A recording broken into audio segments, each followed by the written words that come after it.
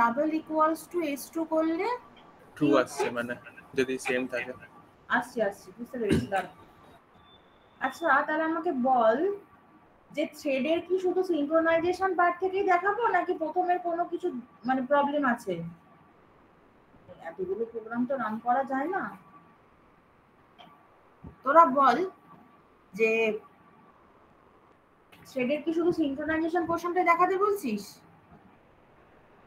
দাঁড়া একটা কাজ করি, সমস্ত প্রোগ্রামগুলো না লেখা আছে, আমি কপি করে করে ফেলি, তাহলে একটু সময়টাও কম লাগবে। বেকার টাইপ করতে গেলে না সময়টাও লাগবে। এক মিনিট, লকডাউনের সময় সবই তো করিয়েছিলাম।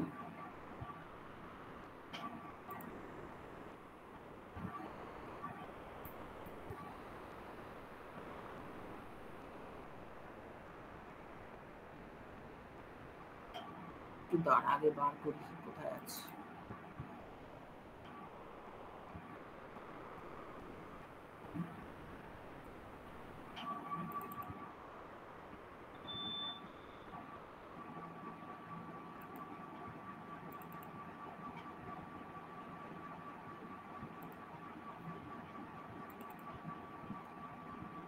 সমস্ত প্রোগ্রামগুলোই না লেখা আছে, আমি একটা করে কপি করছি আর ফেলছি, তোদের সামনেই রান করছি, তাহলে আমার টাইমটাও কম লাগবে। বেকার একই জিনিস টাইপ করে কি হবে, তাই না? তোদের সিনিয়রদেরই পড়িয়েছিলাম এগুলো থেকে।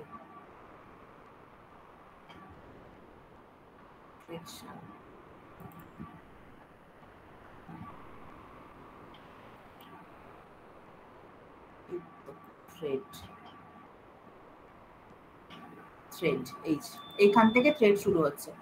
আচ্ছা, IT19 এই ফাইলটা, IT20 এটাও মনে হয় থ্রেডেরই। কি আছে? আচ্ছা, ডেডলক, ইনডেফিনিট ব্লকিং। IT22 এটা না, তিনটে ফাইল আছে, হ্যাঁ, 19, 20, 21, এই তিনটে ফাইল আমি এখানে কপি করে, তোদের ইয়ারটা হচ্ছে 2025 সেকেন্ড সেম, আমি এইখানে ফেলছি। ঠিক আছে, একটা একটা করে প্রোগ্রাম রান করছি, তোদের সামনেই দেখাচ্ছি।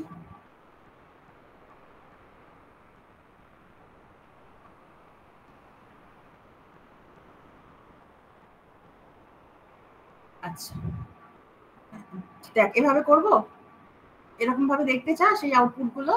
দেখ সব লেখা আছে, হ্যাঁ, থ্রেডের how to create a thread, how to get the name, the ID, the priority, the state of the thread, how to change the name and the priority of the thread। এগুলো দেখবো রান করে, তোরা দেখতে চাস নাকি বল? এই যে slip, কি করে স্লিপটাকে ইমপ্লিমেন্ট করে, how to call the sleep method, how to suspend the method for 2 seconds and then again wake it up। হ্যাঁ, এগুলো হচ্ছে এই যে। তারপর হচ্ছে thread, there are two ways for creating a threads. One is extending the thread class and the other is implementing the runnable interface। আচ্ছা, নিয়ে তারপর দেখ ইন্টারাপ্টিং আ থ্রেড, কি করে ইন্টারাপ্ট করে, এই যে এখানে ইন্টারাপ্ট ফাংশন কল করছি, এই যে। তো এগুলো কি দেখাবো না কি করবো বল, কি করতে বলছিস? রেসপন্ড কর। ম্যাম একটু রান করে দেখালে ভালো হয়। কি রান করে দেখালে? আচ্ছা, রান করে দেখাচ্ছি, হ্যাঁ, কয়েকটা দেখাই তাহলে বুঝতে পারবি, হয়তো সবটা হবে না একদিনে, দেখি কতটা কি হয়। আচ্ছা, এটার নাম হচ্ছে থ্রেড ডেমো। ঠিক ওই নামগুলো দিয়েই আমি বানাচ্ছি, যাতে করে স্রেফ কপি করলেই চলে আসে, আর কিছুই না, যাতে লিখতে না হয় অত। একই জিনিস তো বেকার লিখতে গেলে অনেকটা টাইম যাবে। হ্যাঁ, এই তোদের সিনিয়রদেরই পড়িয়েছিলাম এগুলো। এই দেখ,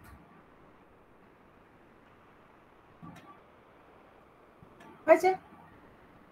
So we are creating a thread, that thread.current thread, it's a static method. So we are calling the current thread function by the class name followed by dot operator। বুঝতে পারছিস? এইবার তার কারেন্ট থ্রেড, তার name, ID, priority, state, এগুলো সবকিছু করছি, call করছি।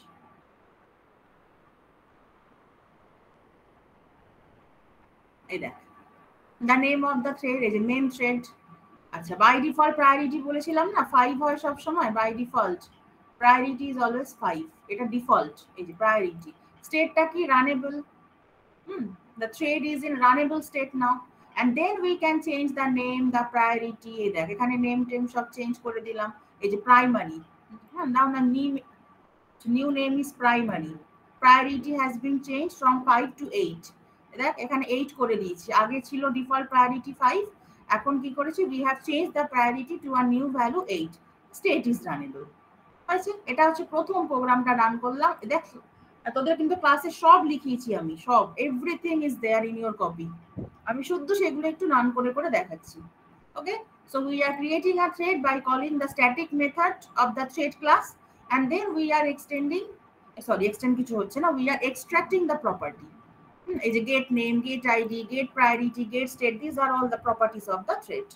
আছে, and then after that we are changing the name and the priority। ওকে, আচ্ছা এবার দেখ স্লিপটাকে আমি কি করে ইমপ্লিমেন্ট করেছি। স্লিপ, এটা তাহলে আরেকটা ক্রিয়েট করি ঠিক এই নামেরই, স্লিপ ডেমো।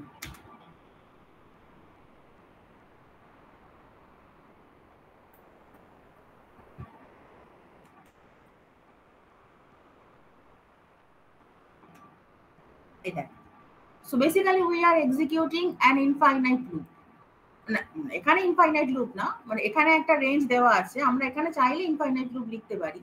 এবারে কি করছি, এখানে ইনফাইনাইট লুপ নয় এটা, এবার কি করছি we are halting the thread for 2 second and then the system date and time is printed. ওই দেখ, ঠিক আছে, the system date and time is printed after 2 seconds of interval। So how to call the sleep method? Whenever you have to call the sleep method, always put it in the try block because it will throw an interrupted exception। আর আগেই বলেছি if you are not sure what type of exception is being thrown by a particular method, then okay, just write exception। It will handle all type of exceptions thrown from the try block। হয়েছে, তাহলে এইভাবে জিনিসটা করবে। আর কি হবে, এটা 10 বার ঘুরছে, এই যে 1 2 3 4 5 6 7 8 9 10। ওকে, the loop is executed 10 times and we are just printing the local date and time, এই যে system date and time হলো।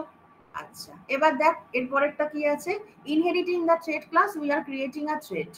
ঠিক আছে, আমি এবার এই নামের একটা ইয়ে বানিয়ে ফেলছি যাতে শুদ্ধ কপি করলেই চলে আসে। বুঝতে পারছিস তো, অসুবিধা হলে বলিস। হ্যাঁ,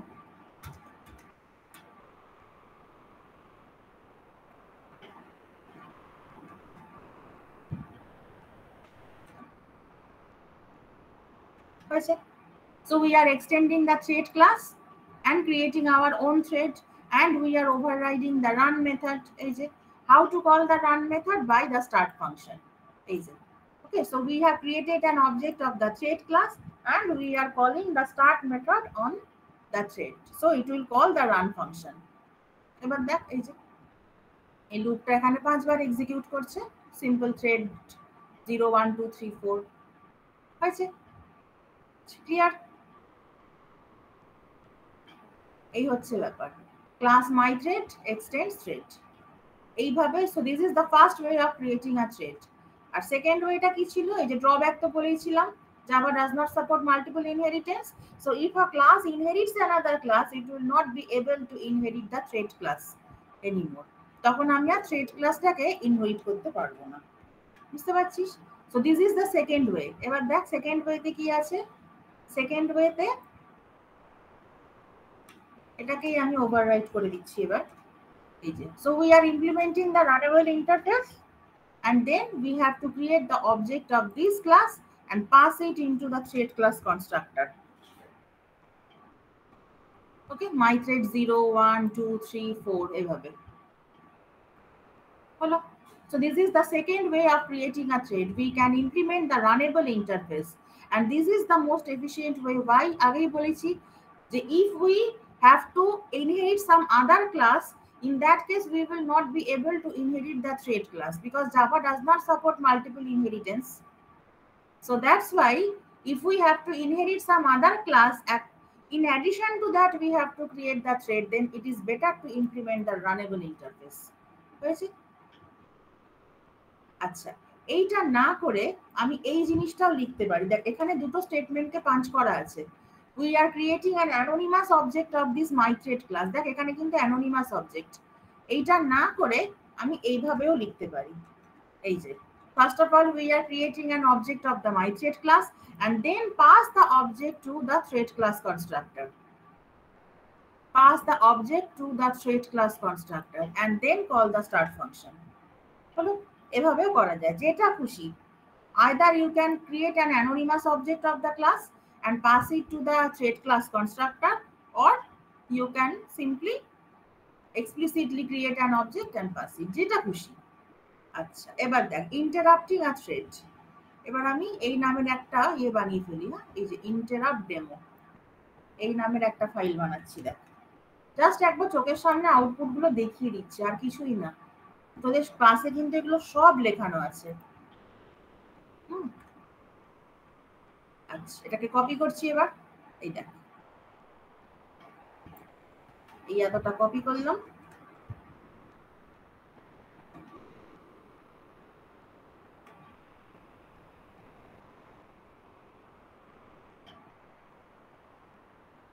এই দেখ, তাহলে ইন্টারাপ্ট করছি কতক্ষণ পর পর? এই যে 1 সেকেন্ড পর পর এটা স্লিপে যাচ্ছে, 1 সেকেন্ড পর পর স্লিপে যাচ্ছে। আর এখানে দেখ এই মেন থ্রেডটাকে স্লিপ করিয়েছি 5 সেকেন্ড। তাহলে 5 সেকেন্ড যদি হয় তাহলে এখানে 1 সেকেন্ড, তার মানে 5 বার কল করবে। বুঝতে পেরেছিস? এই যে দ্য টাইমার যে ক্লাসটা, টাইমার ক্লাসটা স্লিপ কল করছে 1 সেকেন্ড পর পর, 1 সেকেন্ড পর পর স্লিপটা কল করছি। আর এখানে ইন্টারাপ্টে কি করছি? দ্য মেন থ্রেড, এখানে তো মেন থ্রেডের উপর আমি স্লিপ কল করছি 5 সেকেন্ড। তার মানে কি মেন থ্রেডটা যখন স্লিপ হয়ে আছে তখন এই থ্রেডটা 5 বার এক্সিকিউট করছে, টাইমার থ্রেডটা। And after that the timer is interrupted. দেখবি এগুলো সব ক্লাসে করানোই আছে কিন্তু, যার জন্য আমি এগুলো লিখছি না, তোরা জাস্ট খাতাটা খুললেই পেয়ে যাবি এগুলো।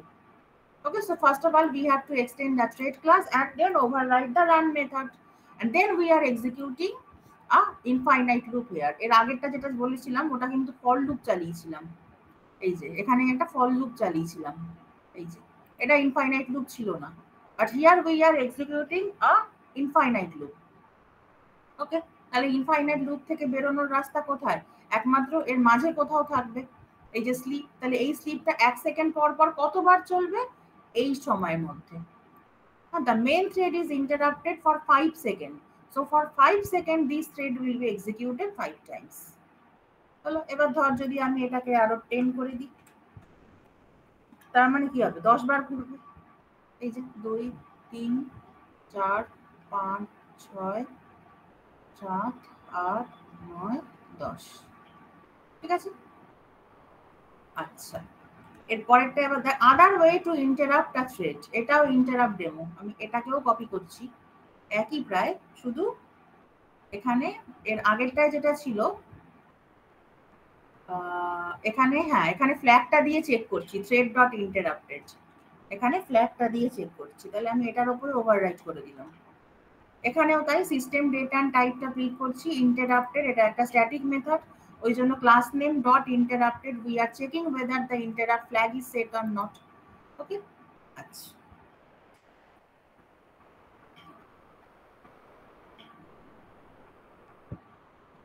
টাইমার ওয়াজ ইন্টারাপ্টেড, এখানে 20 দিয়েছি তাই। হ্যাঁ, এখানে 20 মানে কি 20 মিলি সেকেন্ড। হ্যাঁ, এখানে 20 মিলি সেকেন্ডের জন্য একবার থেমে গেল। তো ব্যাপারটা বুঝতে পারলি? আমরা দুভাবেই ইন্টারাপ্ট করতে পারি, আগেরটা ওভাররাইট করে দিলাম। এই যে আমরা দুভাবেই করতে পারি, আইদার এখান থেকে আমরা টি ডট ইন্টারাপ্ট কল করছি, আর তা না হলে কি করছি, এই যে এখান থেকে ইন্টারাপ্ট ফ্ল্যাগটাকে আমরা মানে চেক করছি। এই যে এখান থেকে t dot interrupt and then we are checking whether the flag is set. Flag set মানে থ্রেড হ্যাজ বিন ইন্টারাপ্টেড। এই হলো the other way to interrupt a thread. আচ্ছা, এরপর দেখ কি লেখা আছে, how to change the priority of a thread and get access of it. আচ্ছা, তাহলে আমি কি করছি, এই ক্লাসের নামটা কপি করলাম, ভালো করে দেখ, ক্লাসের নামটা কপি করে আমি এই নামেরই একটা ক্লাস বানাচ্ছি। এবার বুঝছি, এই নামেরই একটা ক্লাস বানাচ্ছি, বানিয়ে এবার এই কোডটাকে কপি করছি, মেনটা এর মধ্যেই আছে, সুতরাং একটাই প্লাস।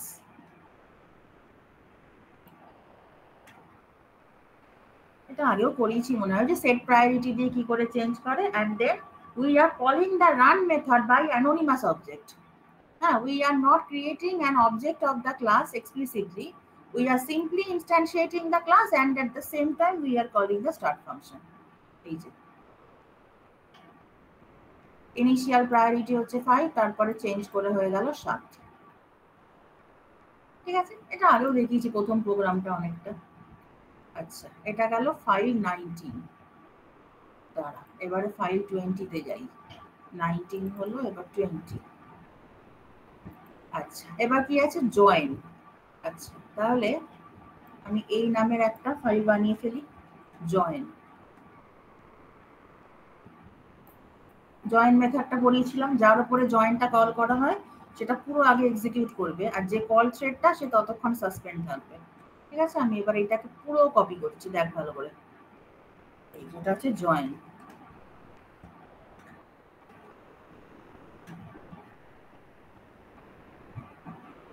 এই যে অ্যারেটাকে সর্ট করা হচ্ছিল, একটা অ্যারে নিয়েছি এরকম র্যান্ডামলি, নিয়ে সেটাকে সর্ট করে এরকম সাজানো আছে, চাইল্ড কমপ্লিটেড সর্টিং আর মেন অ্যারে এলিমেন্টস। ঠিক আছে, দেখ এটাও করানোই আছে ক্লাসে, শুধু রান মেথডটা কল করছি। এই যে এখানে স্টার্ট কল করছি, রান কল হলো। স্টার্টটা কোথা থেকে কল করা হচ্ছে, কনস্ট্রাক্টরের ভেতর থেকে। We are calling the constructor of the class, and then within the body of the constructor the start method is called. Okay, so the run function is being invoked, and within the body of the run function this sort function is called. আমরা sorting এর জন্য কিন্তু কোডও লিখতে পারতাম, but here we are directly calling the function, the fully qualified name. হ্যাঁ, java.util এটা একটা package, so we are using fully qualified name to call the sort function on it. ঠিক আছে,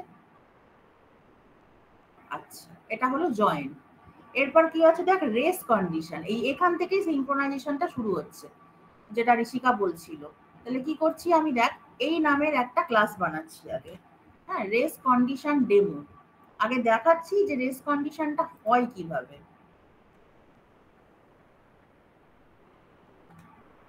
race condition,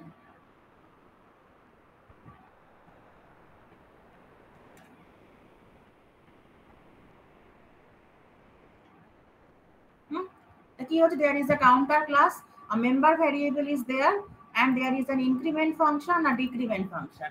It is incrementing the variable and DCR is decrementing the variable.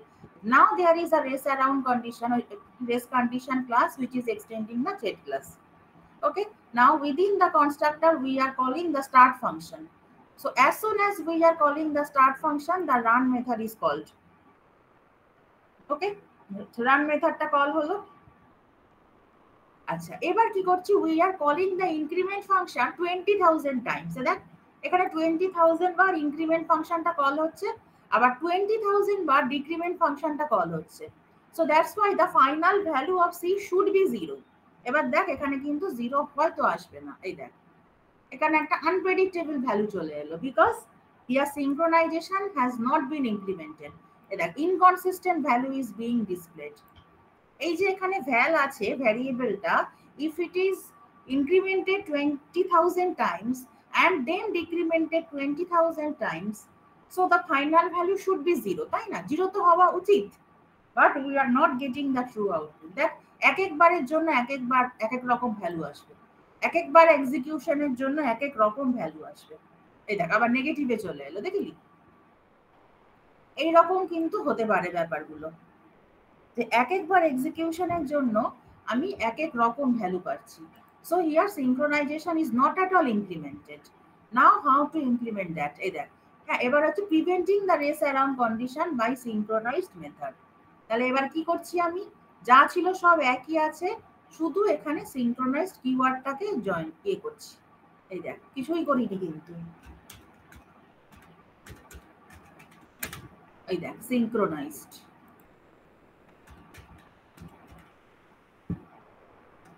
synchronized, বুঝলি?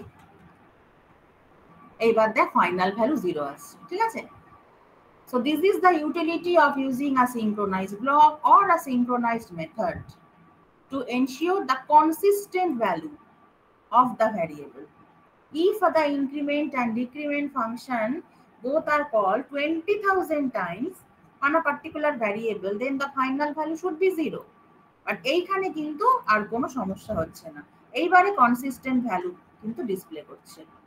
এইবারে consistent value আমরা যেই implement করে নিলাম synchronisation, now it is consistent হলো। আচ্ছা, এবার সিনক্রোনাইজ ব্লকও আমরা ইউজ করতে পারি, পুরো জিনিসটাই সেম আছে, শুধু আমরা একটুখানি চেঞ্জ করে দেবো। আচ্ছা, এবার যদিও পুরোটাই একই আছে, শুধু ওই ব্লকের জায়গাতে একটু চেঞ্জ, যাই হোক। আচ্ছা, তাহলে ব্লকে কি করলাম, এই যে we are using a synchronized block, so the entire method is not synchronized. Here the entire INC method, here the entire DCR method is not synchronized. Increment decrement পুরো ফাংশনটা কিন্তু সিনক্রোনাইজড হচ্ছে না, বুঝতে পারছিস? এখানে শুধু একটা পার্টিকুলার স্টেটমেন্টকে আমরা সিনক্রোনাইজ করছি। সো এটা কেন করছি? To increase the concurrency. বলেছিলাম ক্লাসে সিনক্রোনাইজেশন অ্যান্ড কনকারেন্সি, দেখ একটা প্যারাগ্রাফ লিখিয়েছিলাম। If we use synchronised method, তাহলে কি হবে? If a particular thread calls the synchronised method, then no other thread will be able to execute that method. Okay, but on the other hand, if we used a particular statement or a particular block synchronized, যে একটা particular statement K we have placed it in a synchronized block. If we use synchronized block, in that case it will increase the concurrency. If one thread is executing the INC function, another thread will be able to call the INC function, but only this particular statement is under the synchronized block. So whenever a thread is executing this particular statement, no other thread should be able to execute that statement. Okay, but পুরো মেথডটা কিন্তু synchronised হচ্ছে না। এবার দেখ run করে একদম জিরোই আসছে, কোনো অসুবিধা নেই, নো প্রবলেম ইজ দেয়ার।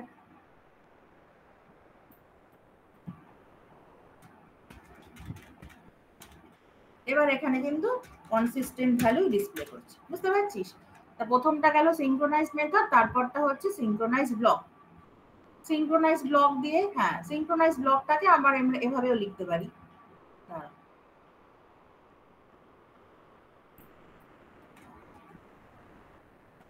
এবার একটু অন্যভাবে লেখা আছে, এটা একই ব্যাপার। এই যে we are creating an object class object, okay, and then we are locking on that particular object. এবার দেখ 30,000 বার ইনক্রিমেন্ট আর 30,000 বার ডিক্রিমেন্ট কল করেছি, তাহলে কি হবে? 0 হবে। এবার ধর যদি আমি 31,000 বার ইনক্রিমেন্ট কল করি, তাহলে কি হবে? ফাইনালটা হবে 1000, দেখ 1000, ঠিক আছে? So our purpose is to have a consistent end state, যে স্টেটটা পাবো শেষে, that should be consistent. Consistent যদি হয় তাহলে আমার অ্যাকচুয়াল ডিজায়ার্ড আউটকাম আসবে। হলো, স্ট্যাটিক মেথড সিনক্রোনাইজ করতে গেছিলাম, এই দেখ এটাও পড়িয়েছিলাম, স্ট্যাটিক মেথড সিনক্রোনাইজেশন। এটাকে কপি করি,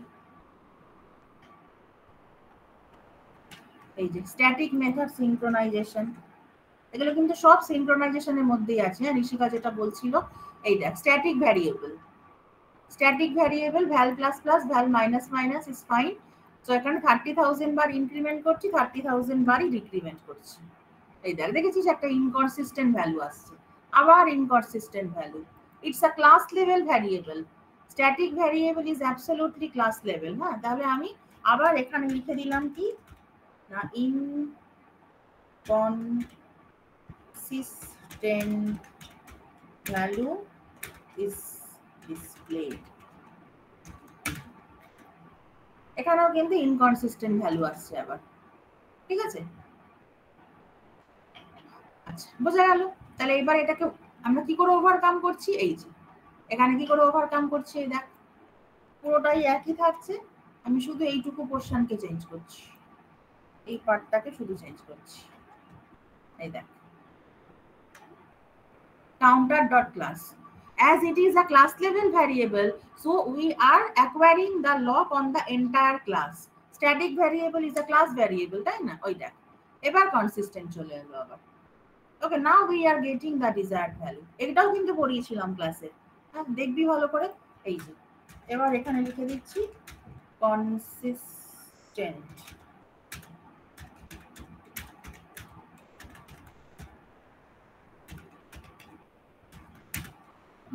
consistent value is displayed হয়েছে।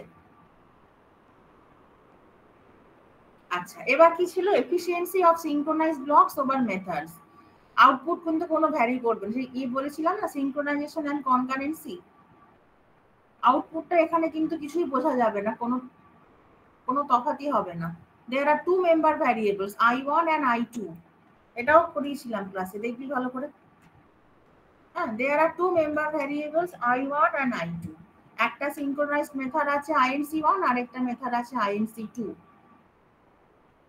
এবার আমি 30,000 বার ইনক্রিমেন্ট করছি, 30 আর 20,000 বার করছি ইনক্রিমেন্ট ডিক্রিমেন্ট, কিন্তু এখানে ভ্যালুগুলো কিন্তু ডিফারেন্ট।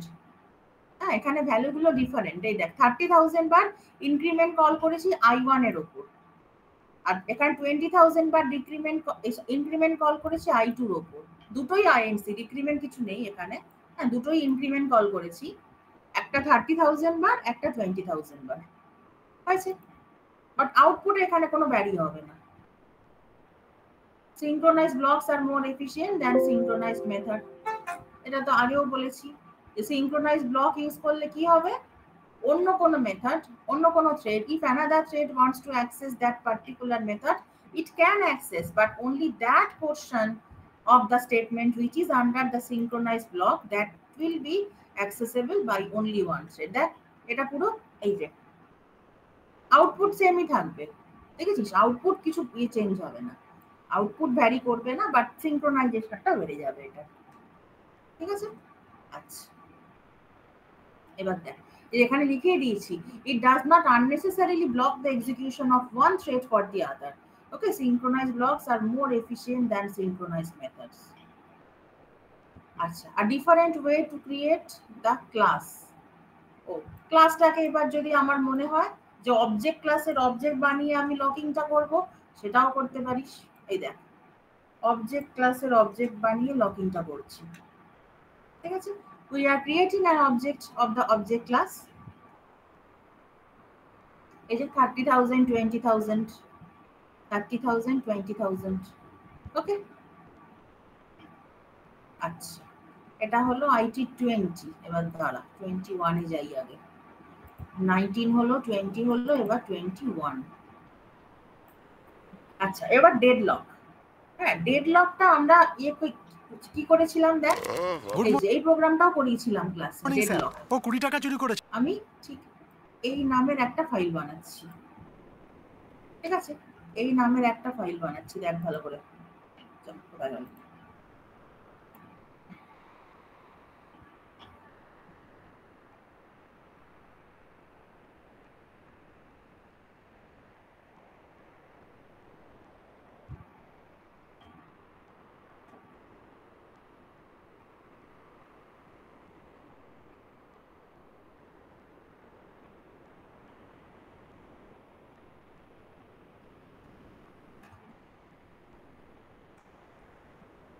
আচ্ছা, এটা কি হচ্ছে দেখ, এখানে তো ডেডলক অবশ্যম্ভাবী, তাই না?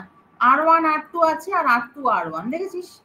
দেখ সব আশা করি পড়েছিস। এটা কিন্তু কনস্ট্রাক্টর, হ্যাঁ এগুলো সব মেম্বার ভ্যারিয়েবল, একটা আইডি আর দুটো স্ট্রিং।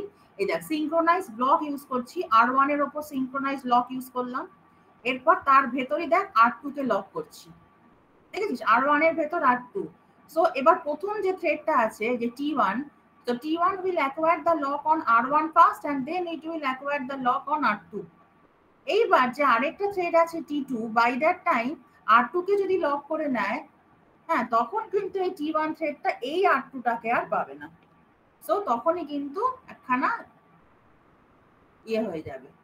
এই দেখো thread 1 obtained the lock on R1, thread 2 obtained the lock on R2। ঠিক এখানে সাইকেলটা হয়ে গেল, এবার বুঝতে পারছিস? Thread 1 is waiting to obtain a lock on R2, thread 1 already R1 K lock করে রেখেছে আর R2 কে লক রিকোয়েস্ট চাইছে, আর থ্রেড 2 কি করছে, R2 কে লক করে রেখেছে, R1 কে লক রিকোয়েস্ট চাইছে। ওকে, So this is the deadlock situation. Now how to get rid of it? Is it a way to overcome the above scenario? How to prevent the deadlock situation? ওই কিছুই না, সবই একই থাকছে, দেখ শুধু এই সিকোয়েন্সটাকে ঘুরিয়ে দিয়েছি, শুধু এই সিকোয়েন্সটাকে ঘুরিয়ে দিলাম, এই দেখ।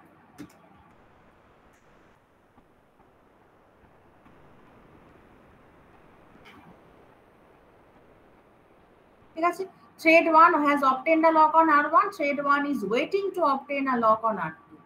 বেশ, ঠিক আছে, thread 1 obtained a lock on R2, R2 পেয়ে গেল। এইবার thread 2 obtained a lock on R1, thread 2 is waiting to lock R2, এবার thread 2 has acquired the lock. So no question of deadlock, যে যেটার জন্য ওয়েট করছিল ওটা পেয়েও গেল। এই যে thread 1 প্রথমে R1 কে লক করলো, it is waiting to obtain a lock on R2 and it has obtained the lock on R2. এইবার thread 2 কি করবে? It has obtained the lock on R1, এই যে সিকোয়েন্সটা ঘুরিয়ে দিয়েছি, it has obtained the lock on R1 and then it will wait for the lock to on R2. R2 কে wait করার জন্য করছে, লক করার জন্য, সঙ্গে সঙ্গে R2 কে পেয়েও গেল। So no question of deadlock.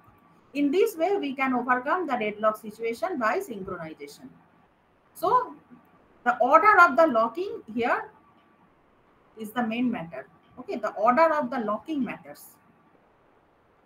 আচ্ছা, ইন্টার-থ্রেড কমিউনিকেশন পড়িয়েছিলাম মনে আছে, সেই যে তো প্রোডিউসার কনজিউমার প্রবলেম, একটা কমন বাফার ছিল, হ্যাঁ, সেখান থেকে রিড করছিল। আচ্ছা দাঁড়া, এই নামের ক্লাসটাকে আগে বানিয়ে ফেলি।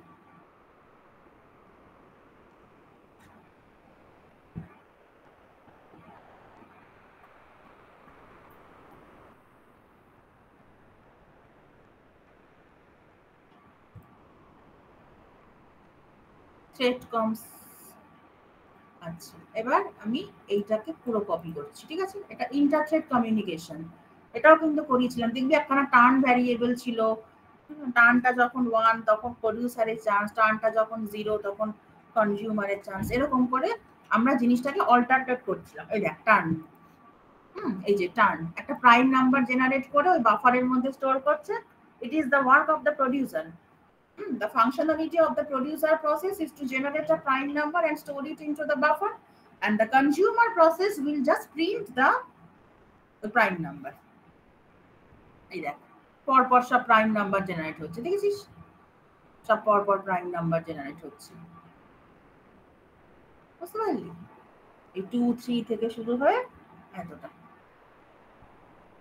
ক্লিয়ার?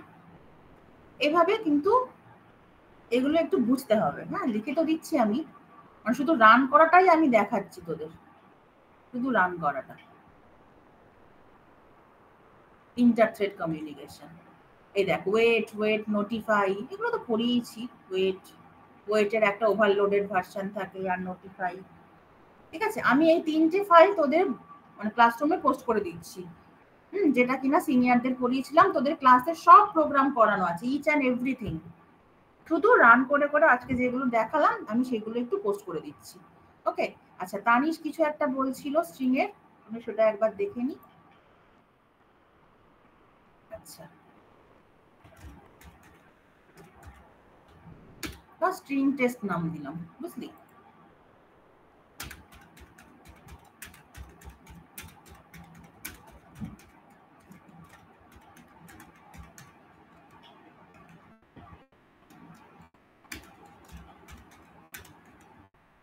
স্ট্রিং S1, ধর এখানে দিলাম স্ট্রিং S2, আবার দিলাম if S1 equal to S2,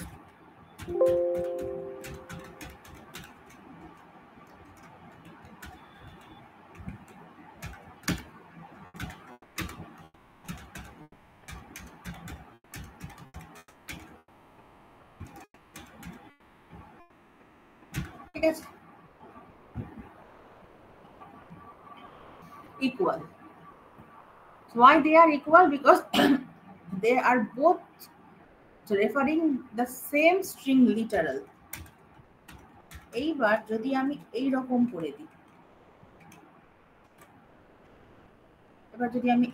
করে দিই, এইবারে দেখ কি আসবে, এইবারে বলছি not. As soon as we are using the new operator, a separate memory is allocated for the variable. So in that case, these reference variable and these variable, they are not pointing to the same location. এখানে string s1 is just a string reference variable, and this string has been created somewhere in the memory, and s1 points to that location. Fine. But here the string s2 is created with the new operator. So that is why a total separate memory allocation has been created, and that has no relation with the previous location. বুঝতে পারলি? আর কি দেখতে চাস বল? বা ধর যদি আমি দুটোকেই এরকম নিউ অপারেটর দিয়ে করে দিই, নিউ অপারেটর ইউজ করা মানেই কিন্তু a separate memory allocation is done. তখনই কিন্তু ওরা সেপারেট। এই রো কি করলাম, তার স্ট্রিংটা লিখে দিই।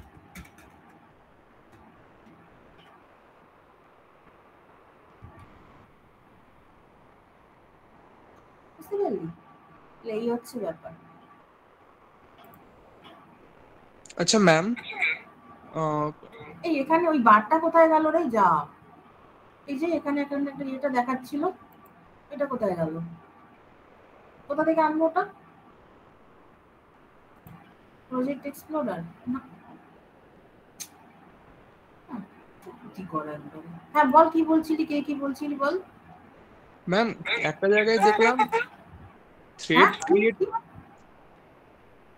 ম্যাম একটা জায়গায় দেখলাম থ্রেড ক্রিয়েট করার জন্য আমরা যেমন কি করছি, ওই ফর এক্সাম্পল থ্রেড ডেমো ক্লাসটা যেটা থ্রেড আমার এক্সটেন্ড করছে, ওইটার মধ্যে আমরা রান ফাংশনটা লিখছি তো, অ্যান্ড দেন ওটার অবজেক্ট দিয়ে আমরা স্টার্টটাকে কল করছি।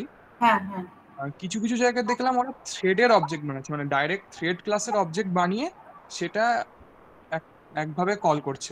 হ্যাঁ তো ডাইরেক্ট থ্রেড ক্লাসের অবজেক্ট কোথায় হচ্ছে? এই দেখ, আমরা যখন একটা রানেবল ইন্টারফেসকে ইমপ্লিমেন্ট করছি, বা ধর যখন কোনো থ্রেড ক্লাসকে এক্সটেন্ড করছি, তখন আমরা নিজেদের থ্রেডটা বানাচ্ছি ওই ওগুলোকে ইনহেরিট করে। বাট এই ক্ষেত্রে কি হচ্ছে, এক্ষেত্রে থ্রেড ক্লাসের যে স্ট্যাটিক মেথডটা রয়েছে কারেন্ট থ্রেড, সেইটাকে ডিরেক্ট কল করে আমি থ্রেডটা ক্রিয়েট করছি। এখানে থ্রেড ক্লাসের যে কারেন্ট থ্রেডটা তো স্ট্যাটিক মেথড, এবং এটা কিসের ভেতর আছি আমি? এটা মেন থ্রেডের ভেতর আছি। এইটা তখন আমি যখন ক্রিয়েট করছি, তখন আমাকে আর কোনো থ্রেড ক্লাসের অবজেক্ট বানাতে হচ্ছে না, ডিরেক্ট তখন আমার এটাই থ্রেড। বাট সব সময় তো আমরা তা করছি না, আমরা তো থ্রেড ক্লাসটাকে এক্সটেন্ড করে নিজেদের থ্রেড বানাচ্ছি, বা রানেবল ইন্টারফেসটাকে ইমপ্লিমেন্ট করে নিজেদের থ্রেড বানাচ্ছি। ইন দ্যাট কেস যখন আমরা এক্সটেন্ড করছি বা ইমপ্লিমেন্ট করছি, যাই করি না কেন, we have to call the start function on that object. এইবার যদি তুই রানেবল ইন্টারফেস ইউজ করিস, তখন কি হবে? এই থ্রেড ক্লাসের অবজেক্টটা বানিয়ে থ্রেড এই কনস্ট্রাক্টরের ভেতরে পাস করছি, আর যখন আমি এক্সটেন্ড করছি তখন ডিরেক্ট ওই ক্লাসের অবজেক্টটা বানিয়ে স্টার্ট ফাংশনটা কল করছি। এই এখানে বারটা কি করে আনবো বল না? এখানে এটা চলে গেল যে, এই যে এখানে সামারিটা দেখাচ্ছিল,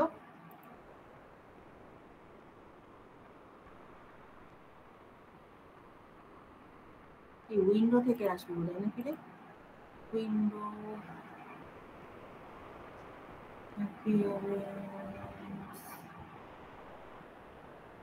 ওটা কোথায় গায়েব হয়ে গেল?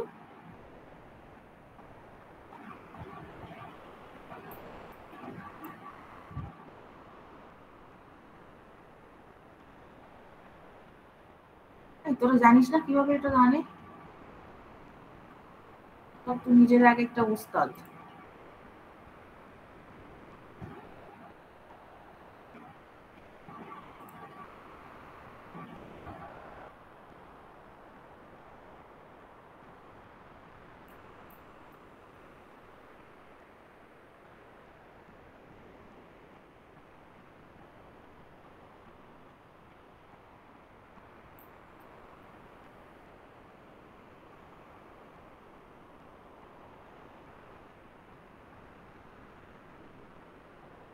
প্রজেক্ট এক্সপ্লোরার, আচ্ছা আচ্ছা, এখান থেকে প্রজেক্ট এক্সপ্লোরার।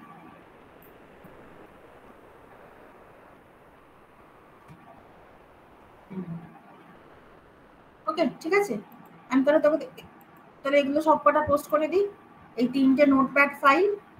আর এটা তো সেরকম কিছু নেই, এটাও পোস্ট করে দেবো, আর কি আছে। ওকে, তাহলে পরশুদিন কিন্তু ক্লাস টেস্ট, পুরো থ্রেড থাকবে, আয়ও থাকবে, CO2 আর CO3 থেকে হচ্ছে তোর রিফ্লেকশন আর জেনেরিক্স। ঠিক আছে, এই হচ্ছে সিলেবাস। ম্যাম রিফ্লেকশনস থেকে কি টাইপের কোশ্চেন আসবে? একদম ছোট ছোট কোয়েশ্চেন, মানে ধর বললাম যে একটা ক্লাসের প্রাইভেট মেম্বার ভ্যারিয়েবল বা প্রাইভেট ফাইনাল মেম্বার ভ্যারিয়েবল গুলোকে কি করে চেঞ্জ করব, বা হচ্ছে প্রাইভেট মেথড গুলোকে কি করে অ্যাক্সেস করব, এইগুলো যা করেছি তার বাইরে কিচ্ছু না। আর আইও থেকে কি টাইপের মানে কোশ্চেন আসবে? আয়ো থেকে ধর বললাম স্ক্যানার ক্লাসের ড্রব্যাক কি, সেই ড্রব্যাক গুলোকে আমরা কিভাবে ওভারকাম করতে পারি, হ্যাঁ, অন্য কোন কোন কেসে এই ড্রব্যাকটা অ্যারাইজই করে না, সেজন্য ওভারকাম করা কোনো প্রশ্নই আসে না, এইগুলো কিন্তু খুঁটিয়ে খুঁটিয়ে পড়বি। বুঝলি কি বললাম? ম্যাম ল্যাব ইভ্যালুয়েশনে কেমন কোডিং কোশ্চেন আসবে আর কেমন ভাইভাতে ধরবে? হ্যাঁ, কি কি ল্যাব ইভ্যালুয়েশনে? ও ল্যাব ইভ্যালুয়েশনে পুরো ভাইবা থাকবে, ইউএমএল থেকেও জিজ্ঞেস করতে পারি আমরা, এটা কিন্তু পিকেএস স্যারও বলেছে না, ল্যাব ইভ্যালুয়েশনটা কিন্তু পুরো সিলেবাসের উপরই হবে। ক্লাস টেস্টটা শুধু CO2 আর CO3 সেটা ঠিক আছে, but lab evaluation will be from entire syllabus. দুটো প্রোগ্রাম দেবো এক্সিকিউট করতে, আমি তোদের জন্য 15 সেট কোয়েশ্চেন বানিয়েছি, 5 করে, মানে A1 A2 A3 5টা। এবার যার ভাগ্যে যেটা পড়বে, ওই যেরকম পিকেএস আগের বার করেছিল ওই চিট বানিয়ে, তো যাই হোক যার ভাগ্যে যেটা পড়বে 5 সেট করে থাকবে এক একদিন। এবার দুখানা প্রোগ্রাম এক্সিকিউট করবি, আমাকে আউটপুট দেখাবি, আর তার সাথে ভাইবা দিবি। ম্যাম ইউএমএল এরও কোডিং গুলো থাকবে কি?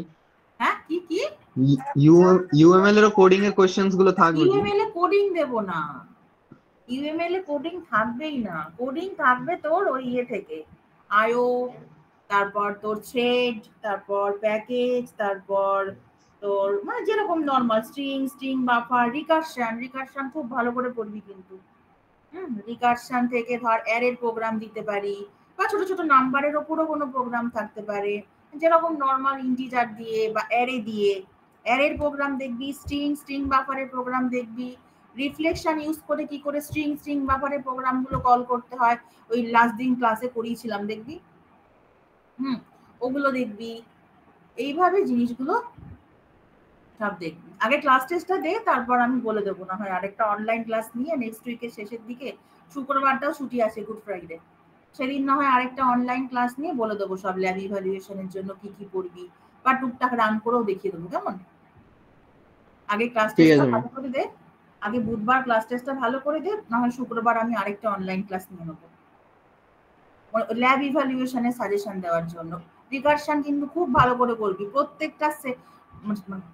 প্রত্যেকটা সেটে না, প্রত্যেকটা দিনে, মানে A1 A2 A3 5 সেট তো, এবার ধর 5 সেটের মধ্যে একটা দুটো সেটে কিন্তু রিকারশন পড়েইছে, থ্রেড আছে, রিকারশন আছে, রিফ্লেকশন আছে, হ্যাঁ, তারপর এক্সেপশন হ্যান্ডলিং হয়তো আলাদা করে কিছু নেই, কিন্তু অনেক ক্ষেত্রেই কিন্তু এক্সেপশন হ্যান্ডলিং কাজে লাগাতেই হবে, থ্রেড ইউজ করলে লাগাতে হবে, কোনো ফাইল থেকে রিড রাইট করতে গেলে লাগাতে হবে, এরকম করতে হবে। তো পরে শুক্রবার আমি একটা ক্লাস নিয়ে বলে দেবো সাজেস্টিভ কোয়েশ্চেন। আমি আজকে এগুলো নিয়ে ডিসকাস করছি না, কারণ তোদের পরশুদিন হচ্ছে CT2 আছে, পরশুদিন CT2টা ভালো করে দিয়ে আগে উদ্ধার কর, নিয়ে তারপর আমি পরে শুক্রবার না হয় নিয়ে নেবো, কেমন? ওকে, ঠিক আছে। আজকে কত তারিখ রে? আজকে 14th। তোরা অ্যাটেন্ডেন্সটা দিয়ে দে তো চ্যাট বক্সে, আমি এগুলো আপলোড করে দিই ততক্ষণ।